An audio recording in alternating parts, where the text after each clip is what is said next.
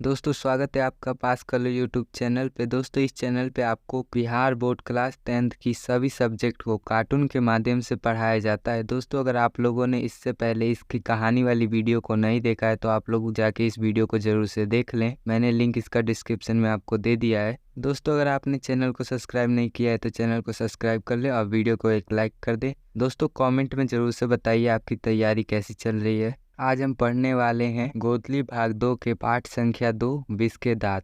दोस्तों ये एक कहानी है। लेखक परिचय। दोस्तों इसके लेखक नरेंद्र विलोचन शर्मा हैं, जिनका जन्म 18 फरवरी 1916 ईस्वी में पटना के बदरघाट में हुआ था। इनके पिता महामहोपाध्याय पंडित राम अवतार शर्मा हैं। दोस्तों ये ऑब्जेक्टिव में आपके पूछे जा सकते हैं तो आप लोग इसको याद जरूर से कर लेंगे। इनकी माता का नाम रत्नावती शर्मा है और इनकी मृत्यु 12 सितंबर 1961 ईस्वी में हुई थी। इनकी प्रमुख रचनाएं दृष्टिकोण, साहित्य का इतिहास दर्शन, मानदंड, प्रेमचंद। दोस्तों प्रेमचंद इनका उपन्यास है, संत परंपरा और साहित्य। दोस्तों ये आपके ऑब्जेक्टिव में बहुत ज़्यादा पूछे जाते हैं तो इसको ज़रूर से याद कर लेंगे आप लोग। यह कहानी विष के दांत तथा अन्य कहानियां नामक ग्रंथ से लिया गया है। यह हिंदी कविता में प्रपवाद के प्रवर्तक भी हैं।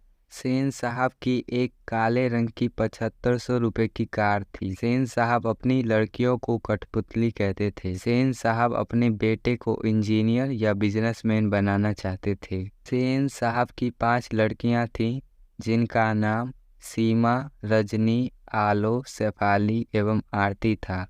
सेन साहब का एक पुत्र था जिसका नाम कासू था, जिसे सेन साहब प्यार से खोखा कहते थे। गिरधर लाल मदन का पिता और सेन साहब के यहाँ की रानी था। मदन लट्टू घुमाने का खेल खेल रहा था, तभी कासू से उसकी लड़ाई हो गई। मदन ने कासू के 2 दांत तोड़ दिए। कासू सेन साहब के बुढ़ापे की आंखों का तारा था। सेन साहब की धर्मपत्नी ने मदन को कहा, ऐसे ही बच्चे आगे चलकर चोर और डाकू बनते हैं। महल और झोपड़ी की लड़ाई में अक्सर महल वाले ही जीतते हैं। यह कहानी महल और झोपड़ी के बीच की है। घर के सभी मामलों में कासू या खोखा अपवाद था। आगे बढ़ते हैं पाठ के साथ। प्रश्न संख्या 1 है, कहानी के शीर्षक की सार्थकता स्पष्ट कीजिए।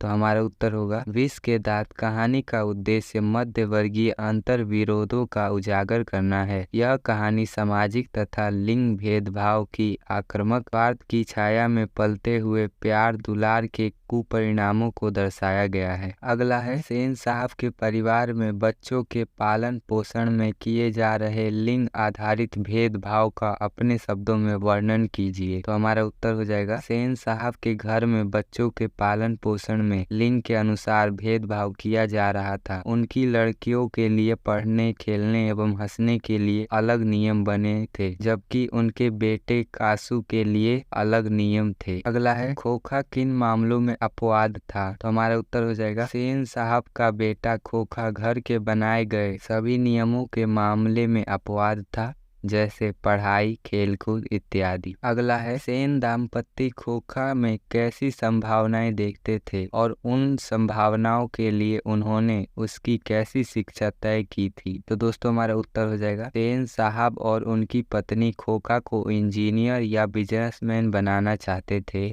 इसके लिए सेन साहब ने अपने बेटे को स्कूल ना भेजकर घर पर ही शिक्षा देने के लिए तय किया। अगला है, सप्रसंग व्याख्या कीजिए। दोस्तों ये व्याख्या करने वाले आपकी परीक्षा में हमेशा 5 नंबर में पूछे जाते हैं। कभी किसी भी पाठ से पूछा जा सकता है, पर उसका लिखने का तरीका एकदम सेम यही होता है। आपको ऐसे ही लिखना है। अभी मैं आपको बताता हूँ। व्याख्या करना है तो इसका क नंबर है, लड़कियां क्या हैं, कठपुतलियां हैं और उनके माता पिता को इस बात की गर्व है। हमारा उत्तर हो जाएगा प्रस्तुत पंक्ति हमारे पाठ्य पुस्तक गोदली भाग 2 के पाठ विष के दांत से लिया गया है, जिसके लेखक नरेंद्र विलोचन शर्मा है। सेन साहब की 5 लड़कियां थीं, सीमा, रजनी, आलो, शेफाली तथा आरती। सभी लड़कियों को सेन साहब कठपुतली कहते थे, क्योंकि वह घर में बनाए गए सभी नियमों को मानती थीं। अगला है, खोखा के दुर्ललित स्वभाव के अनुसार ही सेनों ने सिद्धांतों को भी बदल दिया। तो हमारा उत्तर हो जाएगा प्रस्तुत पंक्ति हमारे पाठ्य पुस्तक गोदली भाग 2 के पाठ विष के दांत से लिया गया है, जिसके लेखक नलिन बिलोचन शर्मा हैं। खोखा सेन साहब का इकलौता लड़का था, जिसे सेन साहब ने बड़े लाड प्यार से पाला था। लेकिन खोखा बहुत शरारती था। वह घर के नियमों को नहीं मानता था और किसी के ऊपर हाथ चला देता था। इसीलिए खोखा के इसी दुर्ललित स्वभाव के अनुसार ही सेनों ने सिद्धांतों को भी बदल लिया था। अगला है, ऐसे ही लड़के आगे चलकर गुंडे, चोर और डाकू बनते हैं। तो हमारा उत्तर हो जाएगा प्रस्तुत पंक्ति हमारे पाठ्य पुस्तक गोदली भाग 2 के पाठ विष के दांत से लिया गया है, जिसके लेखक नलिन बिलोचन शर्मा हैं। उपरोक्त कथन सेन साहिबा का है। जब मदन ड्राइवर से मारपीट कर रहा था तो सेन साहिबा ने मदन की माँ से कहा था, ऐसे ही लड़के आगे चलकर गुंडे, चोर और डाकू बनते हैं। अगर दोस्तों आपने हमारी कार्टून वाली वीडियो को नहीं देखा होगा तो ये आपको बहुत हार्ड लग रहा होगा। तो दोस्तों हमारी कार्टून वाली वीडियो को देख लीजिए, उसके बाद ये आपको बहुत आसान लगने लगेगा। इस पाठ में क्या हुआ है, कैसे हुआ है, ये सब आपको उस कार्टून वाली वीडियो से पता चल जाएगा। तो प्लीज आप लोग उस वीडियो को जाके देख लें।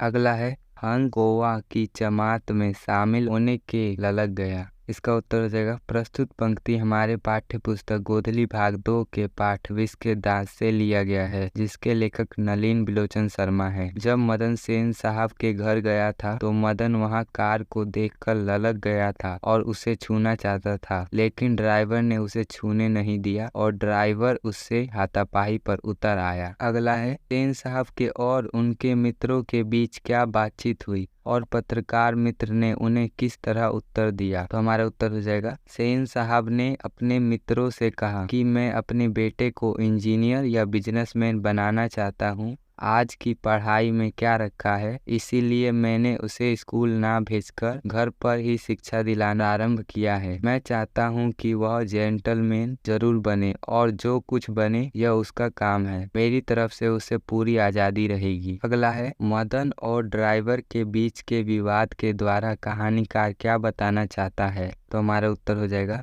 मदन और ड्राइवर के बीच के विवाद के द्वारा कहानीकार यह बताना चाहता है कि महल वाले कभी यह नहीं चाहते कि झोपड़ी वालों के बच्चे उनके कीमती सामानों के आसपास भी भटके। अगला है, कासू और मदन के बीच झगड़े का कारण क्या था। इस प्रसंग के द्वारा लेखक क्या दिखाना चाहते हैं। तो हमारा उत्तर हो जाएगा, कासू और मदन के बीच झगड़े का कारण लट्टू घुमाने का खेल था। इस प्रयोग के द्वारा लेखक यह बताना चाहते हैं कि झोपड़ी वाले लोग भी अपने अपमान का बदला ले सकते हैं। अगला है, महल और झोपड़ी वालों की लड़ाई में अक्सर महल वाले ही जीतते हैं, पर उसी हालत में जब दूसरे झोपड़ी वाले उनकी मदद अपने ही खिलाफ करते हैं। लेखक के इस कथन को कहानी से एक उदाहरण देकर स्पष्ट कीजिए। तो हमारा उत्तर हो जाएगा, जब मदन और खोखा के बीच लड़ाई हो रही थी तो मदन के दोस्तों ने उन्हें नहीं छुड़ाया, जिसके कारण मदन जीत गया। और इससे यह साबित होता है कि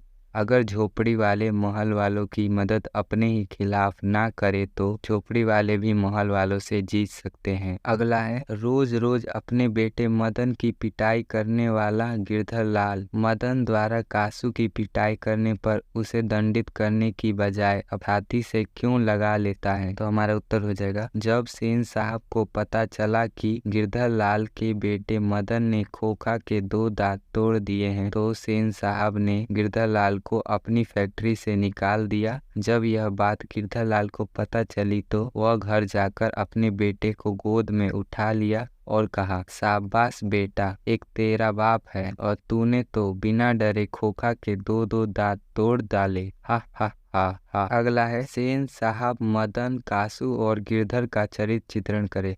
दोस्तों ये क्वेश्चन आपको दिख रहा होगा कि ये छोटा है, पर दोस्तों ये बहुत बड़ा क्वेश्चन है, तो इसे हमें एक एक करके बनाना होगा। पहला है, सेन साहब का चरित्र चित्रण करें। तो हमारा उत्तर हो जाएगा, सेन साहब विष के दांत कहानी का मुख्य पात्र हैं। सेन साहब की 5 पुत्रियां और 1 पुत्र है। वह अपने बच्चों के लिए घर पर अलग अलग नियम बनाए हैं। वह अपने बेटे में बुढ़ापे का सहारा देखते हैं। आगे है, मदन का चरित्र चित्रण करें। हमारा उत्तर हो जाएगा, मदन विष के दांत कहानी का सबसे प्रमुख पात्र है। यह इस कहानी का नायक है। यह बिना डरे सेन साहब के ड्राइवर का विरोध करता है एवं जब कासू इसके साथ गली में खेलने आता है तो मदन उससे लड़ाई कर उसके 2 दांत तोड़ देता है। अगला है कासू का चरित्र चित्रण करें। तो हमारा उत्तर हो जाएगा कासू सेन साहब के बुढ़ापे की आंखों का तारा था। सेन साहब उसे इंजीनियर बनाना चाहते थे। कासू अपने पिता द्वारा बनाए गए सभी नियमों में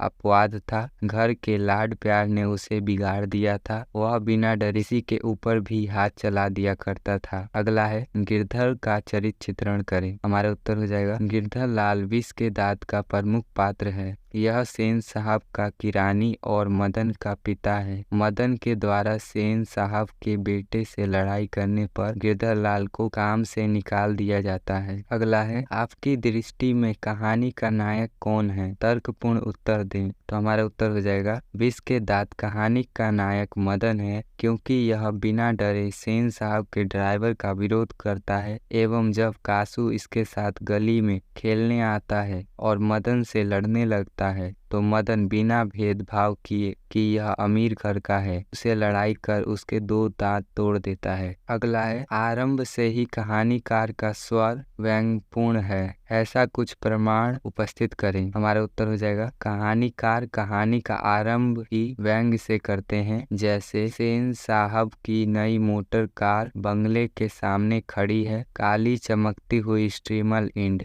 जैसे कोयल घोंसले में कि कब उड़ जाए। इसी प्रकार खोखा जीवन के नियम में भी अपवाद था। अगला है विष के दांत कहानी का सारांश लिखें।